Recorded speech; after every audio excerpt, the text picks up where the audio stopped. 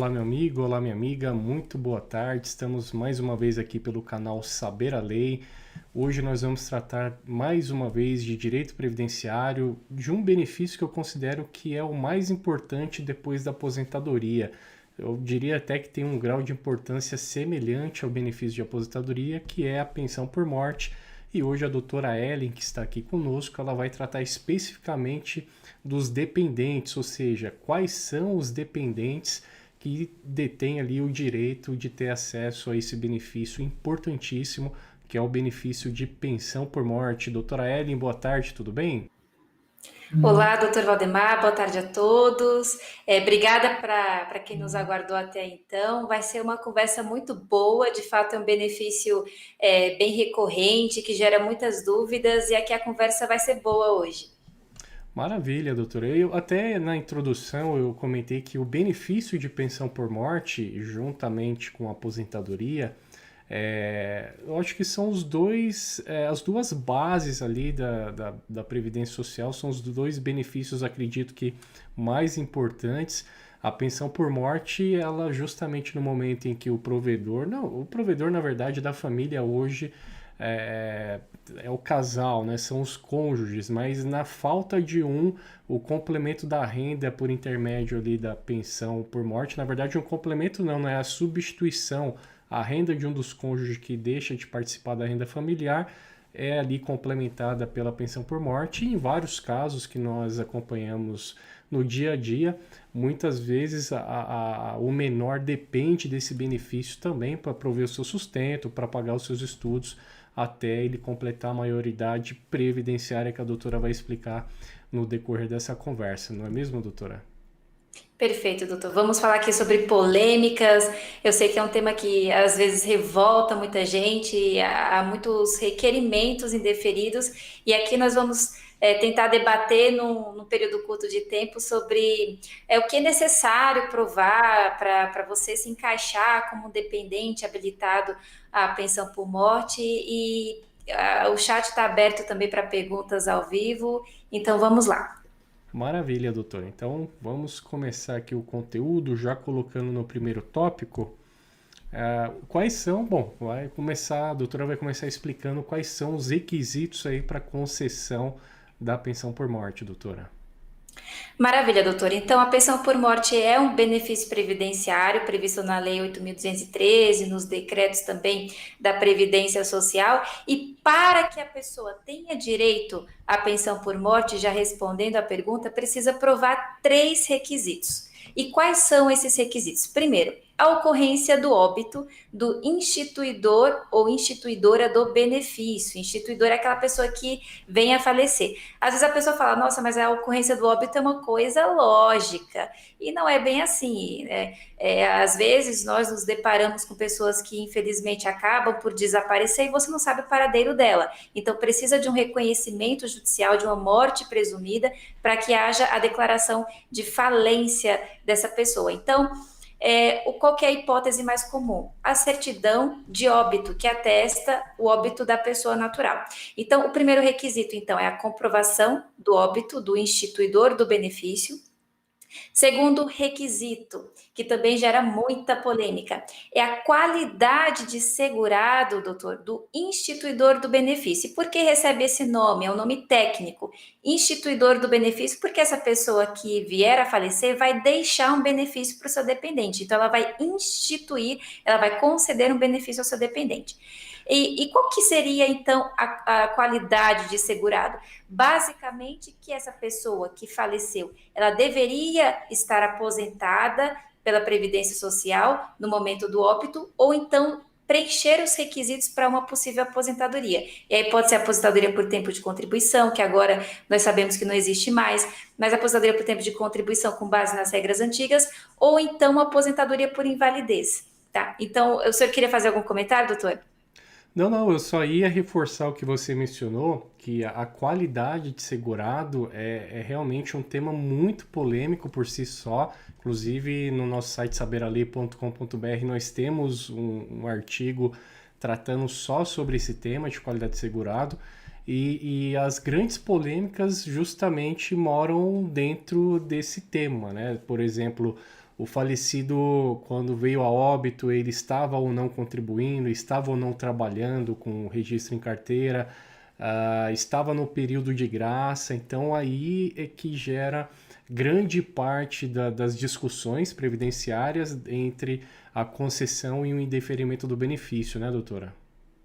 Exatamente. Inclusive, doutor, sobre essa questão, semana passada até nós nos deparamos com uma seguinte dúvida. Na verdade, eu acho que até eu entendi errado o relato dos fatos do cliente, mas era basicamente o seguinte: ele é aposentado e a ex, a cônjuge, né, a esposa que faleceu, ela faleceu já sob a égide aí da emenda constitucional número 103 de 2019, então as novas regras da pensão por morte serão aplicadas no caso, que é a regra de cotas e tudo mais. E também aquela limitação de acumulação de benefício. Só que no caso dele ocorreu o seguinte: ela não era aposentada, ela recebia pensão por morte do ex-cônjuge. Então, antes dela casar com ele, ela era pensionista. E na cabeça dele, no entendimento dele, ele teria direito à pensão por morte deixada por ela. E ele ficou muito indignado quando eu falei: olha, infelizmente, e a pensão que ela recebia era mais de R$ 4.000, e a aposentadoria que ele recebia, por sua vez, acho que um pouco mais que um salário mínimo. Eu falei: ó, até poderia acumular se de fato o senhor tivesse direito à pensão, mas como ela era pensionista e não aposentada e nem contribuía para o INSS, nesse caso, o senhor não teria direito à pensão. Ele ficou muito satisfeito, mas a gente precisa dar um parecer nos limites da lei. Então, de fato, é uma polêmica, é uma conversa para outra hora, inclusive para a gente não se prolongar devido ao curto tempo, mas a qualidade de segurado, basicamente, o que é? Que a pessoa que faleceu, ela deveria estar aposentada pelo INSS, ou aposentadoria por tempo, de contribuição por idade, ou até mesmo invalidez, ou, se ela não tivesse pedido esse benefício, mas ela tivesse preenchido os requisitos em vida, a pessoa vier a comprovar que ela teria direito. E o Doutora, terceiro e último, só para pode falar. reportar esse tópico aí que é de extrema importância e você explicou de uma maneira muito clara, e é uma dúvida que de fato nós nos deparamos com ela todos os dias, que é justamente essa situação que você colocou. Tem direito a receber a pensão por morte se a pessoa, mesmo sem estar naquele momento contribuindo para a Previdência Social, ou ela esteja aposentada, ou na data do óbito ela tenha preenchido os requisitos para concessão de algum benefício, né? A doutora já explicou a aposentadoria, ou seja por invalidez, seja aposentadoria no regime anterior por idade ou por tempo, especial, enfim. Então, não é aposentada, mas na data do óbito tinha direito de obter uma aposentadoria, terá a qualidade, não é bem uma qualidade de segurado, mas terá o dependente acesso ao benefício de pensão por morte, assim como se esse falecido na data do óbito já estiver aposentado. Mas essa questão que você colocou, que eu achei de extrema relevância, se a pessoa que veio a óbito recebia uma pensão por morte, o dependente não terá direito à concessão da pensão. A pensão não é transferida, né? Não é o que acontece também com a aposentadoria. É que para um dos requisitos para que seja possível a concessão da pensão por morte é que o instituidor, como você explicou ali, o falecido, ele realize contribuições, tenha qualidade de segurado, seja aposentado ou tenha os requisitos para se aposentar. O fato desse falecido ou falecida ter a percepção de uma pensão por morte não gera o direito dos dependentes receber uma pensão por morte também. Então, só para deixar isso bem, bem claro, doutora, é essa a situação? Exatamente. Então foi o que esse senhor havia me perguntado, né? Olha, ela é pensionista. Então, o pensionista, ele nem precisa ter uma relação junto ao sistema de previdência social. A pessoa nem precisa contribuir para a previdência, porque ele é dependente de alguém. E esse alguém é esse segurado que paga contribuições para o INSS. No caso desse senhor, se nós pudéssemos imaginar a possibilidade dele receber a pensão, eu imagino o seguinte, doutor: qual que é a relação de dependência que ele tem com o ex-cônjuge da falecida esposa dele. Então, não tem como fazer essa ligação. Então, uma forma de cessação da pensão por morte, inclusive, é com o óbito, a morte do dependente. Então, não tem como ela, que é dependente do ex-cônjuge, transferir a pensão que ela recebe para o seu atual cônjuge. Seria mais ou menos esse o entendimento. Então, a lei não permite. Então, se a pessoa que faleceu era pensionista também, recebia pensão por morte, ela não pode deixar o valor dessa pensão para o cônjuge sobrevivente. Essa hipótese a lei não permite. Perfeito, doutora. Então, agora eu quero colocar uma situação um pouco mais otimista. Vamos colocar uma situação da lei permitir, da hipótese de concessão. Então, eu vou aproveitar os conhecimentos da doutora aí para extrair essas informações. Duas hipóteses. Digamos que esse falecido que recebia pensão por morte, ele trabalhava, seja como autônomo, seja como empregado CLT. Ou ainda esse falecido recebia a pensão por morte e pagava as contribuições como contribuinte facultativo. Nessas duas hipóteses, recebe a pensão por morte, trabalha, ou recebe a pensão por morte e espontaneamente paga as contribuições como contribuinte facultativo.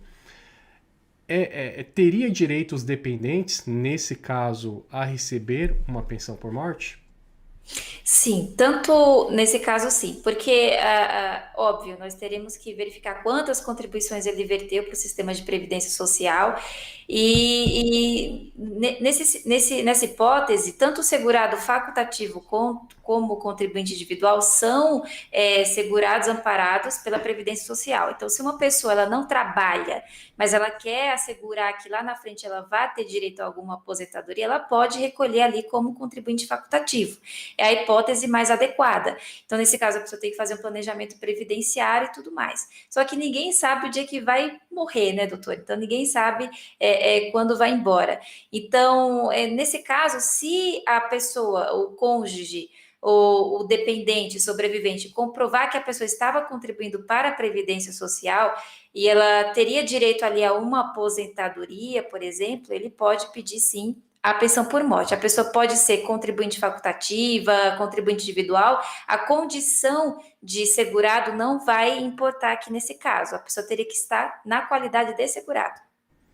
Maravilha, doutora, maravilha. Então, dando seguimento aqui, o tópico aí que a doutora colocou para tratar é quem são os dependentes à pensão por morte, ou seja, quais são aquelas pessoas que têm direito a ter acesso à pensão por morte. Maravilha. Então, já migrando no nosso próximo slide, então, o terceiro e último requisito da pensão por morte é você comprovar que satisfaz a condição de dependente. E essa palavra, doutor, dependente, essa dependência seria uma dependência econômica. Porque muitas pessoas falam, né? Eu sou dependente, mas é uma dependência econômica. Então, para classificar os dependentes, a lei estabelece 3 classes. A primeira classe é a classe privilegiada que nós falamos, que são o cônjuge, homem ou mulher, o companheiro ou a companheira, que nós veremos nos slides seguintes, e o filho não emancipado de qualquer condição, menor de 21 anos ou inválido, ou que tem uma deficiência intelectual, mental ou deficiência grave. Então, a lei estabelece, organiza esses dependentes em 3 classes. Então, na classe 1, resumindo, nós temos os cônjuges, companheiros e também o filho menor de 21 anos ou o maior inválido. Quais são os dependentes da classe 2? Os dependentes da classe 2 seriam os pais. E, por último, os dependentes da classe 3 seria o irmão não emancipado de qualquer condição, menor de 21, salvo se inválido ou que tenha alguma deficiência. Então, por que nós classificamos, doutor Valdemar, esses dependentes em 3 classes? Porque se a pessoa vier a falecer e houver dependentes da classe 1, os dependentes da classe 2 e 3 não poderão se habilitar ao benefício. Então, por exemplo, se a pessoa falece, deixou um companheiro, deixou um cônjuge, os pais e o irmão que dependia economicamente dele não poderão pedir a pensão. E qual que é a grande celeuma, a grande discussão? Quem deve provar a dependência econômica, quem não deve provar a dependência econômica? Esse é o grande X da questão. E aqui nós vamos entrar em várias polêmicas. Então, os dependentes da classe 1, o cônjuge, homem ou mulher, o que a lei estabelece, doutor? Que, regra geral, os dependentes da classe 1 têm a sua dependência econômica presumida. Então, eu sou casada com meu marido, embora eu trabalhe, a lei entende que se ele vier a falecer ou se eu vier a falecer, é como se nós dependêssemos economicamente um do outro. Então, nós compartilhamos renda, tudo que entra para casa é dos dois, é tudo compartilhado. Então, se eu vier a falecer ou ele vier a falecer, então a lei estabelece que eu não preciso provar minha dependência econômica. Por quê? Porque eu sou casada. Então, nesse caso, a própria lei faz uma exceção. Também para o companheiro ou companheira, a mesma coisa. Presume-se a dependência econômica. E para o filho que tenha até 21 anos, a lei também estabelece essa dependência econômica. E o que, Eu que eu quero, eu preciso? quero parar, eu quero parar nessa questão do filho, doutora, 21 Certo, anos. certo, certo. Aí nós temos uma questão. A maioridade civil são aos 18 anos. Então, por que... Aí eu quero emendar duas perguntas aí. Primeiro, por que que esse filho tem essa pensão por morte, que é um benefício concedido pela Previdência Social, estendido até os 21 anos e não até os 18? Uma vez que a pensão alimentícia, que é outra coisa, né? Digamos que a criança ali dependa dos alimentos e os pais têm que prover o sustento dela, e aí vem a pensão alimentícia, direito de família, outra coisa. Por que que, então, o benefício de pensão por morte é pago até os 21 anos, uma vez que a maioridade ocorre aos 18? E segunda pergunta, doutora, dentro desse tópico aí. Uma vez que vai até os 21 anos e o objetivo da pensão é suprir a ausência, né, do genitor ou da genitora dessa pessoa, para ela ter uma possibilidade de ingresso social, de pagar seus estudos, de sobreviver até seja 18 ou 21, que a doutora vai explicar agora. Aí a dúvida que surge é: essa pessoa, ela pode receber, requerer, seja administrativamente, seja por intermédio de ação judicial, a pensão até os 24 anos, ou seja, até concluir a universidade? Certo, doutor. Isso de fato é uma dúvida terrível. E as pessoas fazem confusão. Então, como nós somos do ramo da área jurídica, é que ninguém quer fazer ninguém decorar a lei, nós estamos aqui justamente para simplificar o debate. Mas no direito, no campo do direito, existem vários ramos. Então, existe a área civil, a área previdenciária, a área trabalhista, e esses ramos, embora interligados, cada um guarda suas especificidades. Então, no ramo da família, do direito civil, estabelece que a pensão alimentícia seria paga, em regra, até a maioridade civil, até os 18 anos. Tem entendimentos estendendo essa pensão alimentícia para quem vier a requerer, se provar, por exemplo, que está pagando estudos, está custeando estudos e não tem condições de se manter. A pessoa, digamos, a pessoa completou 18 anos, mas não exerce nenhuma atividade remunerada, não conseguiu nenhum trabalho, ou tem alguma doença que a impede de trabalhar, e são vários fatores. Mas aí cabe ao entendimento do juízo da vara de família avaliar as condições desse alimentante para saber se ele precisa ou não da pensão depois dos 18 anos. No direito previdenciário, por sua vez, optou o legislador por estabelecer o seguinte: que a pensão por morte seria paga ao filho até os 21 anos de idade. Então, são coisas diferentes. Nós estamos falando de pensão alimentícia até os 18 e aqui pensão por morte concedida ao filho até os 21 anos de idade. Então, se ele fizer 18 anos, e mesmo com a maioridade civil, ele vai continuar recebendo a pensão por morte? Sim, mesmo com a maioridade civil. Mesmo que ele trabalhe? Sim, mesmo que ele trabalhe. O que ela estabelece? Chegando aos 21 anos de idade, essa pensão por morte será cessada para esse filho. Mas tem uma exceção, que é aí que entra toda a nossa discussão. Se antes de completar 21 anos de idade sobrevier alguma invalidez ou alguma deficiência física, intelectual ou mental, ao chegar nos 21 anos de idade, esse filho não terá a pensão por morte cessada. Mas aí, doutor Valdemar, nós temos que fazer aqui um grande destaque. Essa invalidez ou essa deficiência, por que é uma exceção? Porque a pessoa, o filho, tem que demonstrar que essa invalidez ou deficiência o incapacita de trabalhar. E aqui também nós vamos entrar em outra ressalva. Regra geral, essa invalidez ou deficiência precisa incapacitar esse filho, maior de 21 anos, de trabalhar. Mas essa deficiência ou invalidez precisa se manifestar antes dos 21.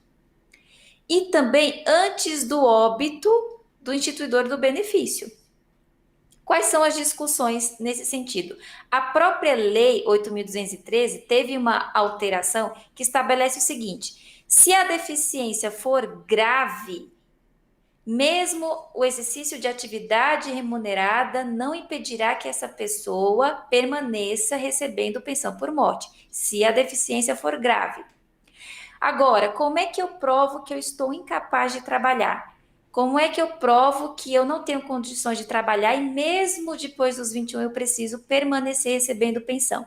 Aí seria por meio de uma perícia médica federal junto ao INSS. É o INSS quem vai avaliar a invalidez desse filho maior de 21 anos.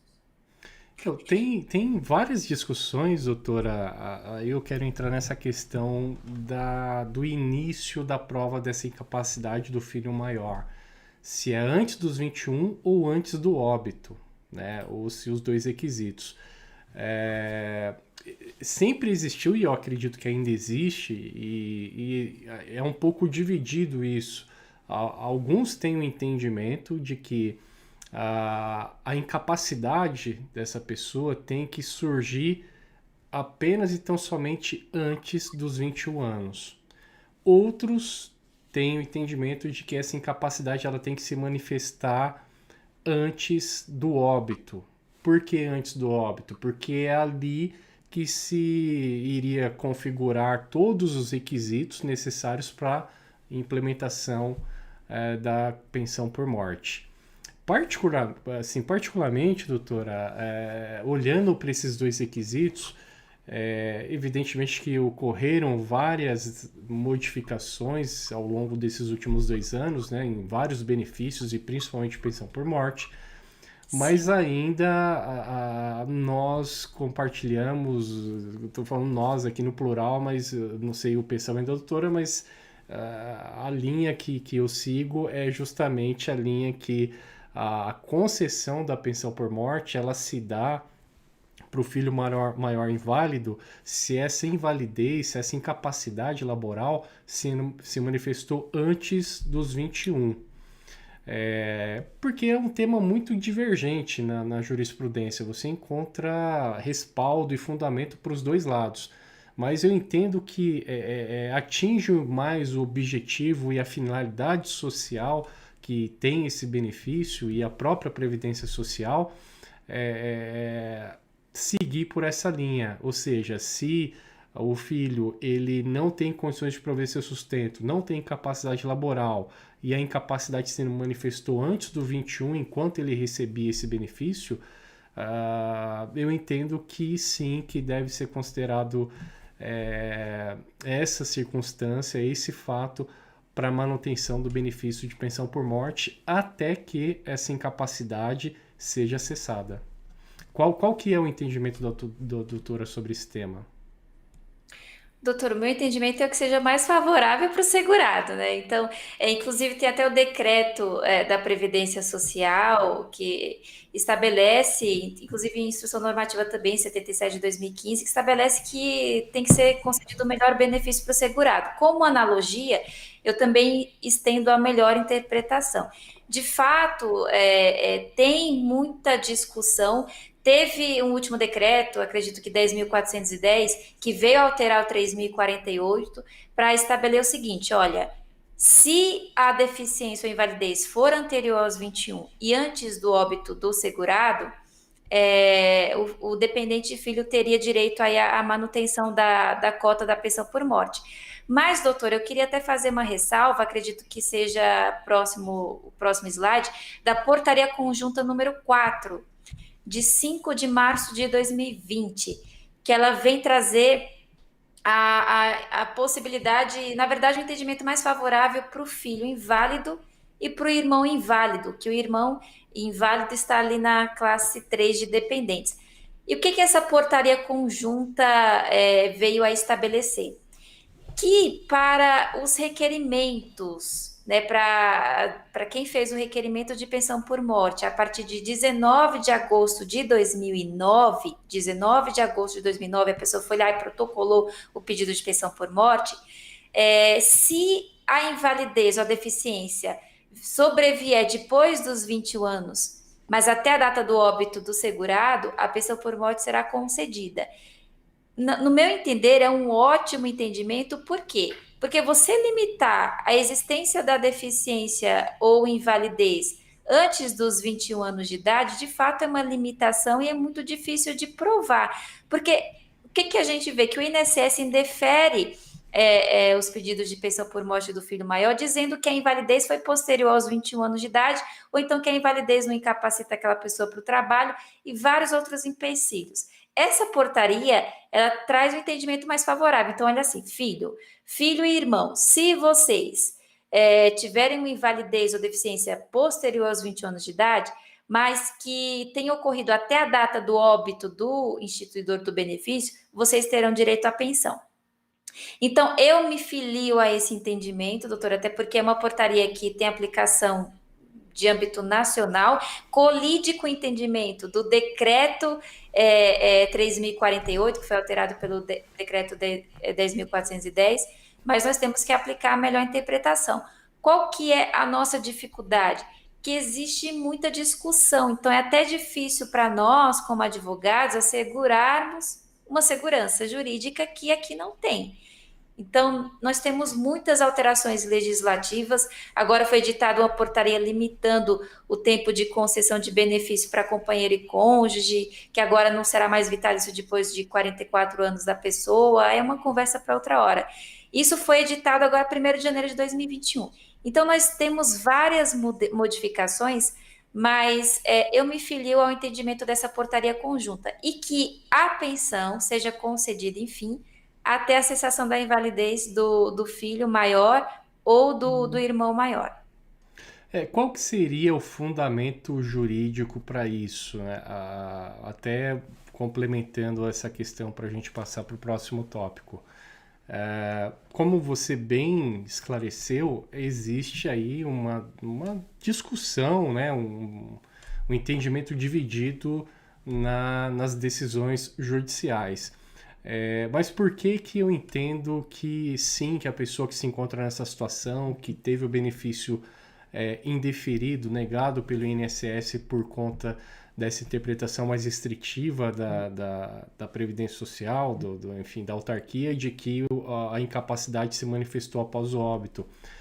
Primeiro, na Lei 8.213 não existe nenhuma restrição relacionado a essa hipótese.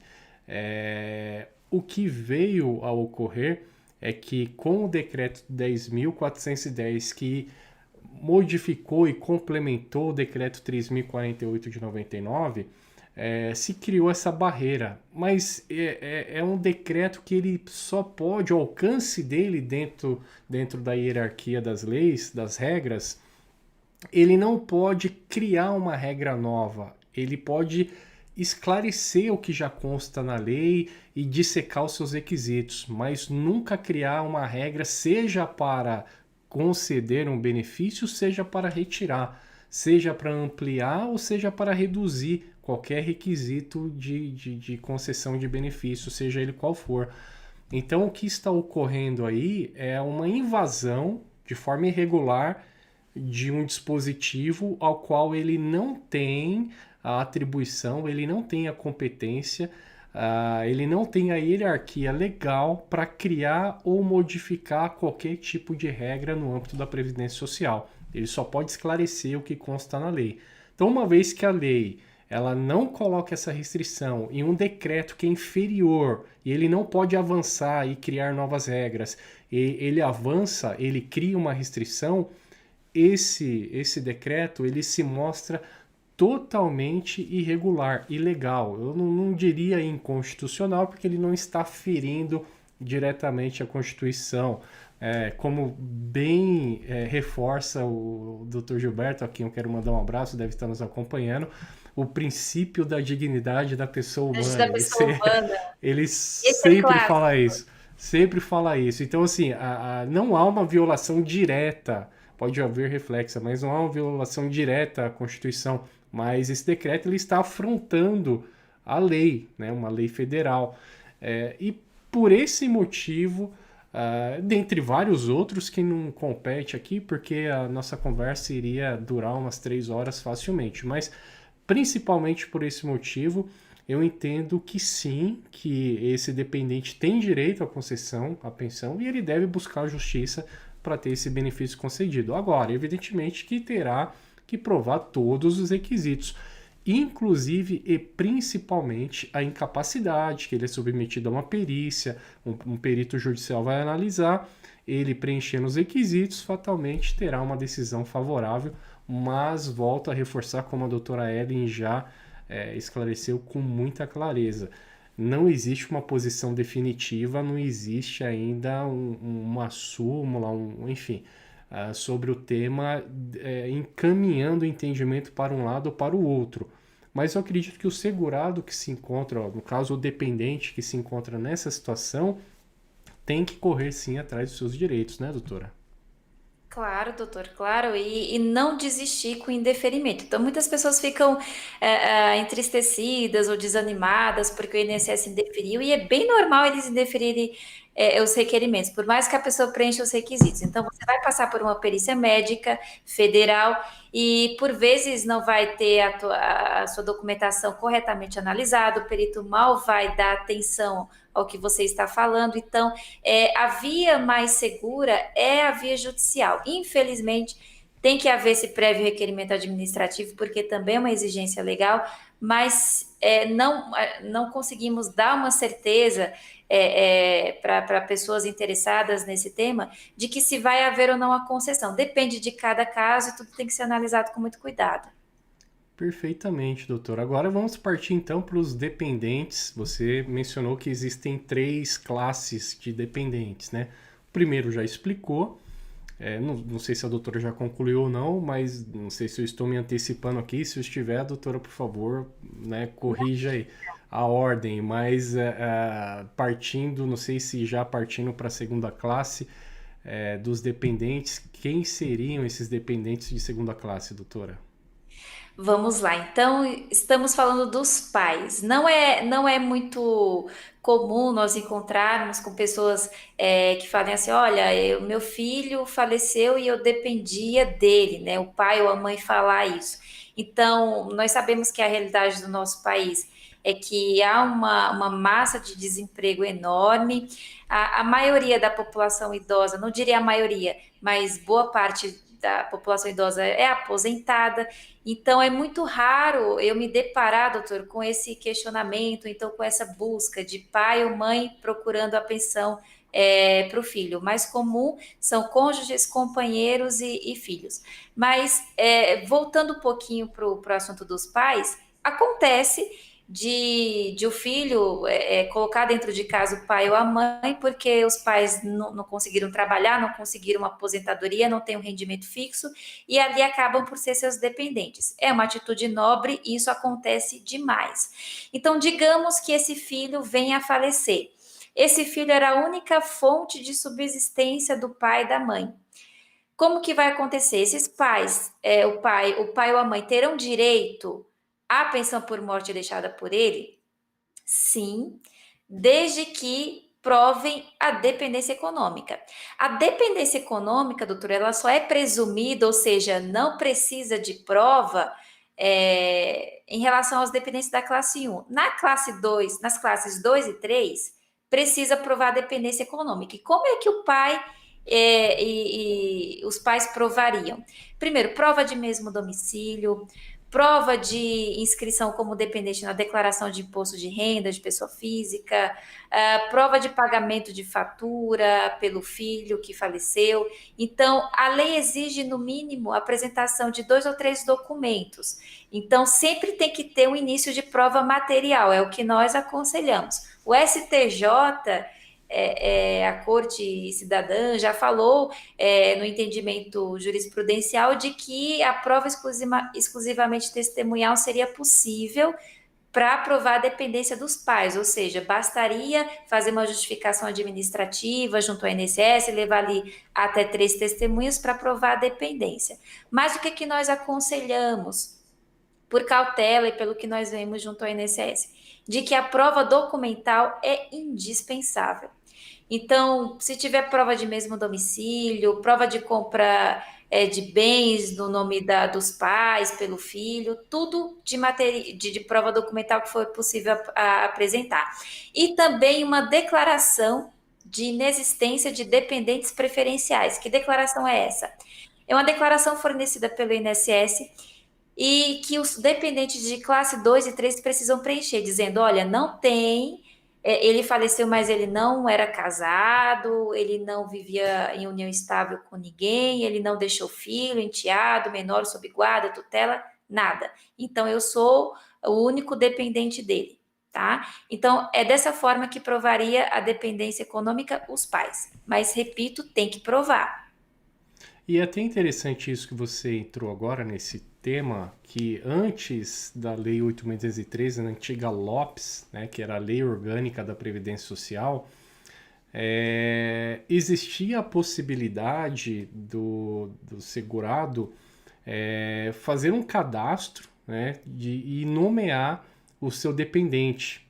Então ele poderia colocar um enteado, poderia colocar o pai, alguma pessoa que fosse do interesse dele, ele poderia cadastrar lá na Previdência Social de qual é essa pessoa aqui, eu quero colocar ela como dependente na hipótese de ocorrer o meu óbito. Hoje isso não existe mais. Não existe mais a possibilidade do segurado se dirigir até a Previdência Social e solicitar ali a inclusão ou cadastro ou a indicação de um dependente. Por quê? Com a mudança, né, desse novo regime, a partir de 1991, os dependentes são estabelecidos pela lei, apenas e tão somente. Então, por isso que essa certidão que a doutora mencionou de que não existem outros dependentes para os pais receberem, é justamente que existe uma ordem, né? Quem tem direito à classe 1, que a doutora já explicou, os cônjuges e os filhos, exclui automaticamente os da classe 2 e, consequentemente, da classe 3. Uma classe exclui a outra. Elas não concorrem entre si. O que concorre são dependentes da mesma classe. Então, tem o cônjuge e tem o ex-cônjuge ou ex-companheiro que depende desse falecido, desse instituidor que veio a óbito. Então, eles vão partilhar. Digamos que ele tenha 2 filhos, eles vão partilhar. Tem a esposa e 2 filhos, eles vão partilhar por 3, porque estão na mesma classe. Agora, quando existe uma classe subsequente, não existe ninguém da primeira, e existe, no caso da classe 1, e existe dependência da classe 2, como a doutora está explicando, que os pais têm que provar a dependência econômica, não tem a possibilidade desse segurado, que no caso aí seria o instituidor, né, o falecido, ele previamente indicar que seja o irmão o dependente dessa pensão e não os pais. Não tem como ele atropelar as classes, porque a legislação atual ela estabelece quem são os dependentes e não mais permite, né, que o segurado tenha discricionariedade de escolher quem ele quer que seja seu dependente. Então hoje isso decorre da lei, então não tem essa possibilidade, e ainda hoje, principalmente das pessoas com mais idade, elas têm isso na cabeça, falam, eu queria deixar minha pensão para o meu neto, aí se eu falecer, tem como eu fazer um documento? Não tem porque isso decorre de lei. Não é mesmo, doutora? Exatamente. Então, nós não estamos falando de herança, né, doutor? Então, não é uma herança, é um benefício previdenciário. Inclusive, a gente falando vai lembrando das coisas. É um caso real, tudo que a gente fala aqui não é nada hipotético, é tudo que acontece de fato. E acho que tem umas 2 ou 3 semanas eu falei com uma mulher.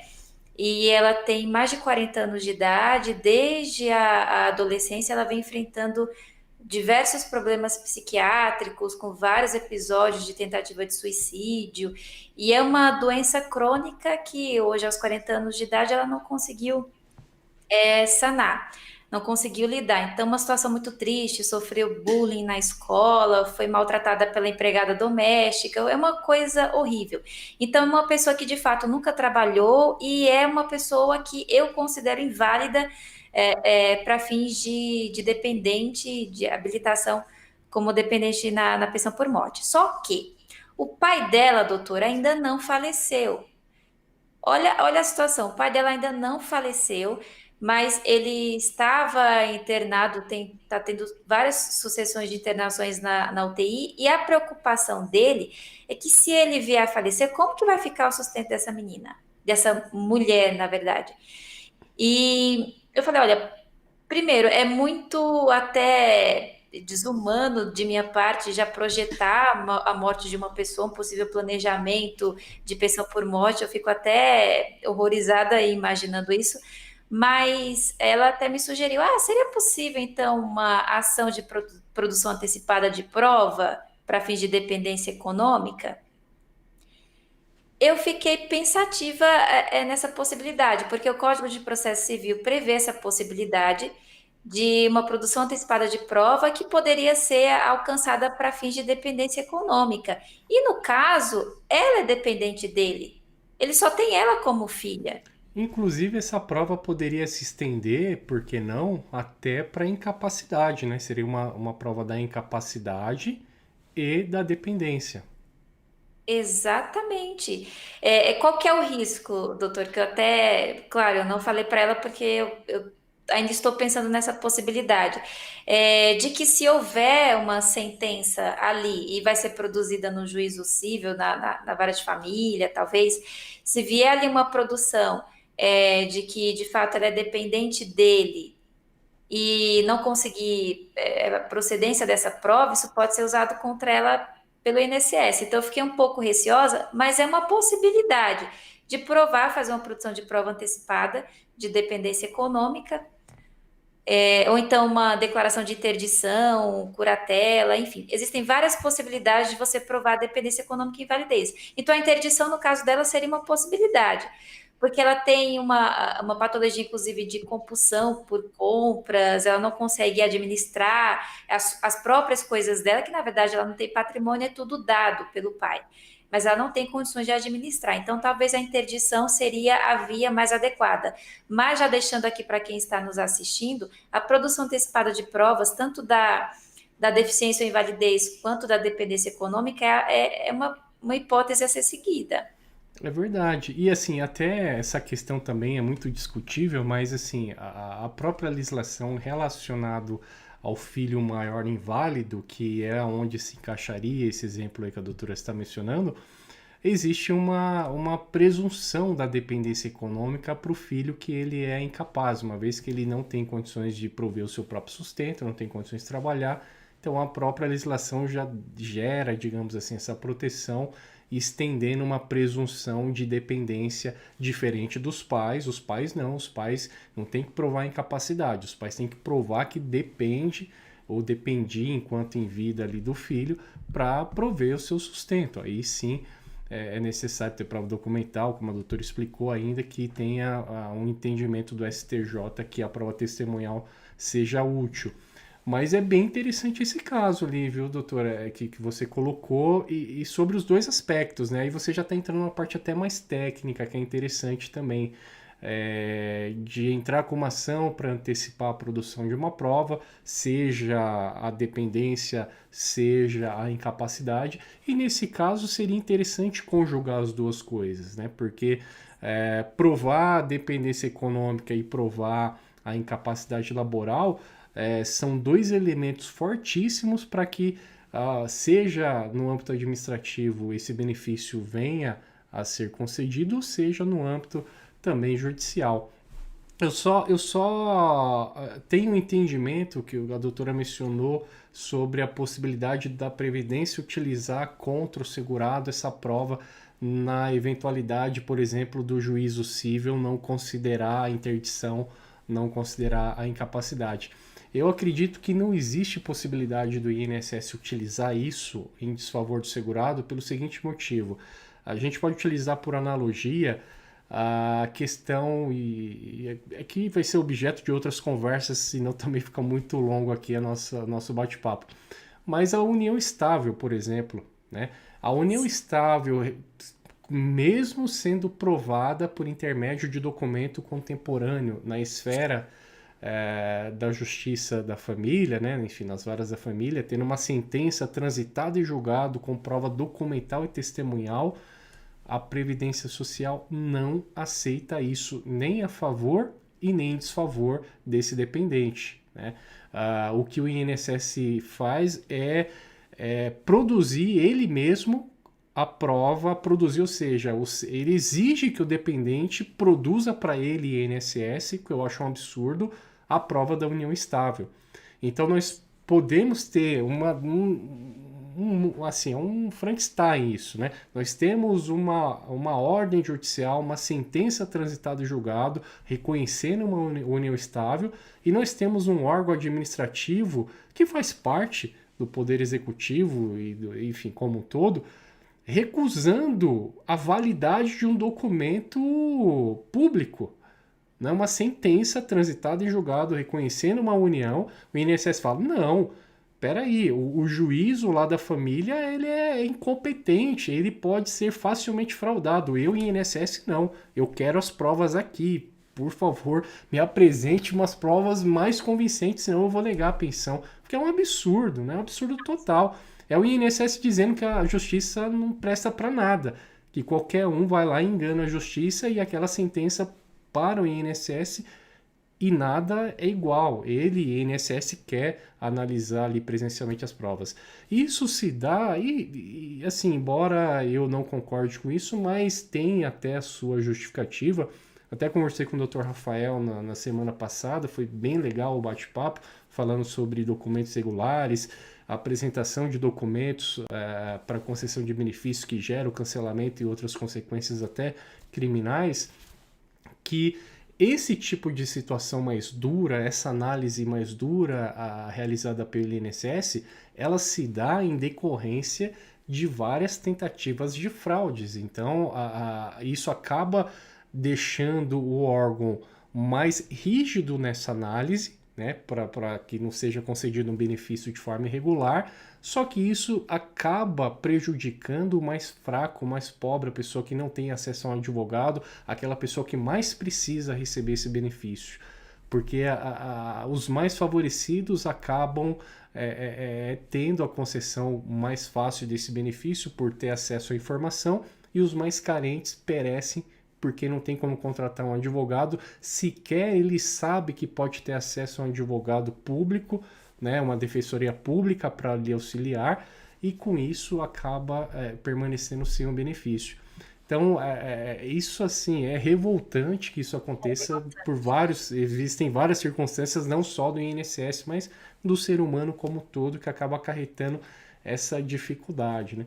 Então, essa questão, voltando aqui para o nosso assunto, que eu saí muito, mas voltando para a prova emprestada que o INSS poderia utilizar para falar, essa pessoa não está incapacitada, eu entendo que não, porque até mesmo a incapacidade é o INSS que vai realizar essa análise por intermédio de uma perícia administrativa pelo perito médico do próprio INSS. E aí é outro absurdo pro bem e pro mal, né, doutora? Porque assim, se nós temos uma perícia realizada por um perito judicial da Justiça Civil dizendo essa pessoa não é incapacitada, e o perito do INSS considera que ela é incapacitada, nós temos a concessão da pensão por morte. Sendo que nós temos um laudo, né, de um perito juramentado. Muitas vezes nós temos uma sentença de improcedência atestando que não existe incapacidade e o perito do INSS pode conceder o benefício, desconsiderando tudo aquilo. E ao contrário também, né? Nós podemos ter uma perícia favorável na esfera civil, dizendo que aquela pessoa está incapacitada, uma sentença transitada em julgado e o INSS negar o benefício porque o perito do INSS não reconheceu a incapacidade. Ou seja, nós temos duas decisões, uma judicial e uma administrativa, totalmente discrepantes uma da outra, o que gera uma insegurança, uma injustiça e um absurdo total, né? Então, é preciso até que exista uma reforma no âmbito da Previdência Social para acabar com essas lacunas que geram essas contradições que são inexplicáveis, não é mesmo, doutora? Exatamente, doutor. E eu fico revoltada, é até um desabafo também, porque muitas pessoas falam mal de advogados, mas é uma profissão muito árdua. E o fato de nós vivermos numa insegurança jurídica e absurdos, nós temos demais para contar. O doutor Gilberto, certa vez, estava revoltado porque o mesmo juiz julgou dois casos praticamente idênticos, e para um ele decidiu de uma forma e para outro de outra forma. Até hoje ele fala dessa história. E essa falta de segurança jurídica é latente. Então, nós às vezes produzimos uma prova de acidente de trabalho na justiça comum, na justiça civil, para fins de concessão de um benefício previdenciário, por exemplo.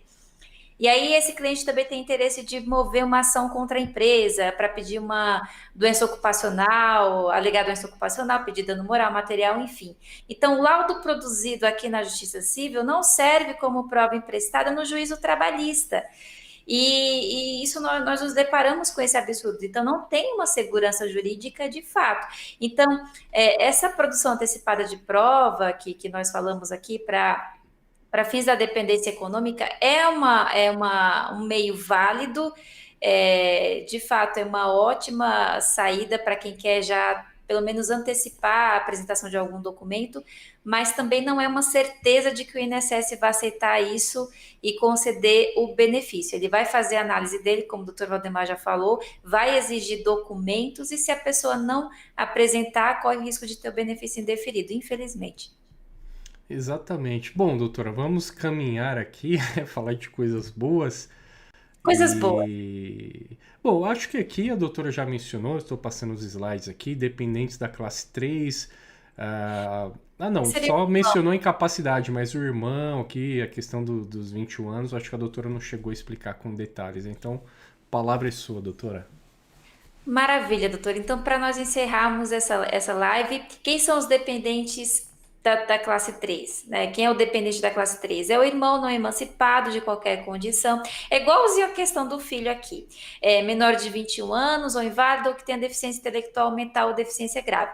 Para fins de prova de invalidez e deficiência, que se aplica ao filho maior de 21 anos, também se aplica aqui a questão do irmão. Então, ele vai ter que provar também que dependia economicamente do instituidor do benefício, do seu irmão, no caso, vai ter que apresentar a declaração de inexistência de dependentes preferenciais, ou seja, que não existem dependentes nas classes 2 e 1, e então ele está habilitado a pedir a pensão por morte, e ele vai ter que provar a dependência econômica. No caso da invalidez também, após os 21 anos de idade, a invalidez ou deficiência, a mesma regra que se aplica ao filho maior inválido também se estende ao irmão maior inválido. Então, vai ter que provar a invalidez incapacitante para o trabalho e também a deficiência, que o incapacite de trabalhar, tá? Então, acredito que por aqui nós encerramos, doutor. Maravilha, doutora, maravilha. Eu só tenho a agradecer, né, a sua presença aí, o compartilhamento dos seus conhecimentos. Enfim, eu acho que foi um bate-papo bem produtivo. Em breve estaremos mais uma vez aí juntos para tratar de direito do trabalho, direito previdenciário, né, provavelmente na próxima semana. O doutor Gilberto aí também estará conosco. E foi bem esclarecedor, doutora. Parabéns pelo conteúdo, muitos itens e muitos tópicos aqui que nós discutimos são objetos aí de dúvidas, né, que nós recebemos, tanto pelo canal quanto também no exercício da nossa atividade no dia a dia, nós que tratamos com um direito tão sensível, né, que é o direito social, que são aquelas pessoas mais carentes, que mais necessitam. Então, nós que estamos ali na linha de frente, nos sensibilizamos, às vezes nos revoltamos, e o nosso papel é lutar, claro, dentro da lei, mas com o máximo de empenho para que os direitos dessas pessoas possam se fazer valer. E agradeço, doutora, mais uma vez, né, a presença. Já está estendido o convite, que é permanente, para a próxima semana a gente voltar a conversar. E aguardo a doutora na próxima oportunidade. Doutor, muito obrigada mais uma vez pelo espaço, pela confiança. Queria agradecer a todos que estão nos assistindo pela paciência. Teremos muitas novidades este ano e até a próxima. Até a próxima. Tchau, tchau. Tchau, tchau.